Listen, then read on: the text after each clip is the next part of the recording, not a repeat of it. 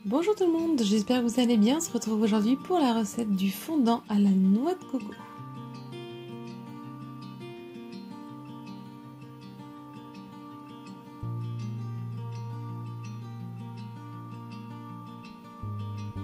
Alors pour cela, il vous faudra 115 g de noix de coco râpée, 20 centilitres de lait de coco, 100 g de beurre, 150 g de sucre en poudre, 3 œufs, 40 g de maïzena et une cuillère à soupe d'arôme de vanille.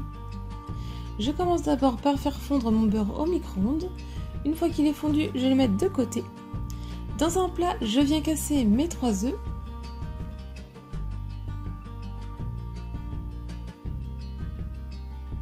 J'y ajoute le sucre en poudre en une seule fois, l'arôme de vanille. Et à l'aide du fouet, je viens mélanger pour les incorporer entre eux.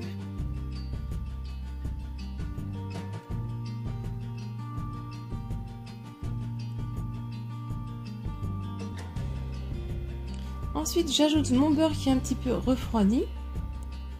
Et là aussi, je viens mélanger avec le fouet pour l'incorporer.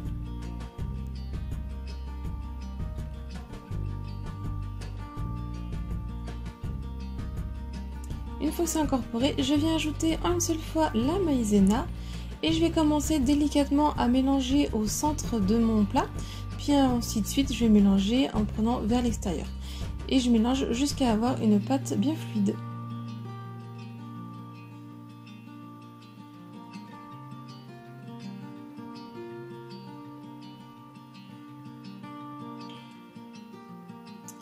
Ensuite, j'y ajoute le lait de coco.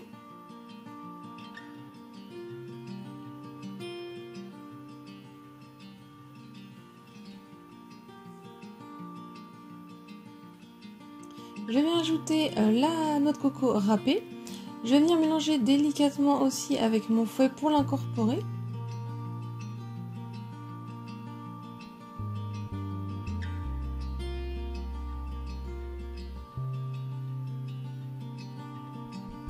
Donc une fois fini de mélanger, vous allez obtenir une pâte un petit peu avec des morceaux.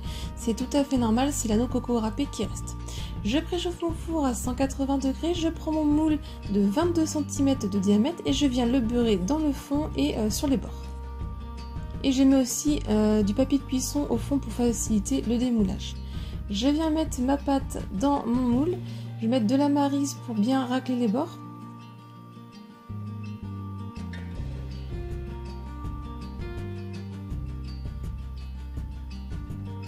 Je fais cuire 40 minutes à 180 degrés, la lame du couteau doit ressortir humide mais propre. Une fois cuit, je laisse totalement refroidir. Une fois qu'il est totalement refroidi, je passe ma lame du couteau autour du moule pour pouvoir le démouler, puis je le retourne sur mon plat. Je le mets ensuite 1 heure au frais pour le déguster frais, il est bien plus meilleur. Et donc je vous coupe une part pour vous montrer l'intérieur qui est bien fondant. Il ressemble un petit peu au gâteau magique parce qu'on a deux textures. On a le dessus, il y a un peu de la noix de coco qui est cuit et on a un peu une texture de flan en dessous. Il est juste succulent comme gâteau. J'espère que la recette vous a plu. Si c'est le cas, mettez un j'aime à la vidéo. Laissez-moi un commentaire pour me dire ce que vous en avez pensé. Partagez la recette à un maximum autour de vous. Si ce n'est pas encore fait et que vous aimez mes vidéos, pensez à vous abonner et aussi à activer la petite cloche. Rejoignez-moi sur mes réseaux sociaux. Si vous voulez voir d'autres recettes, je vous laisse cliquer sur le côté. Et moi, je vous dis à très vite pour de nouvelles recettes. Bye!